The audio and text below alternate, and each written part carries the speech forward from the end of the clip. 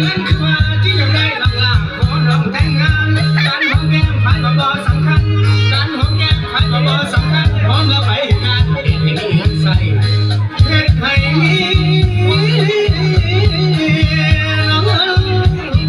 ใส่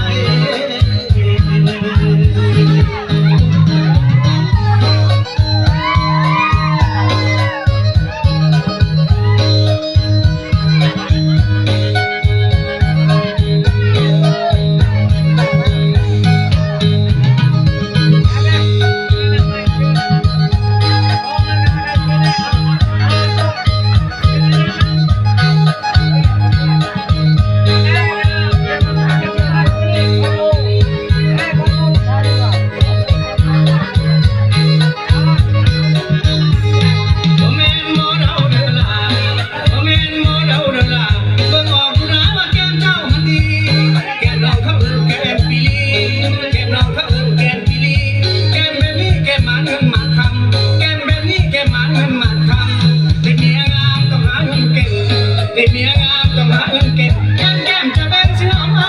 เงาเงินหนักไปสิสู้หัวเศร้า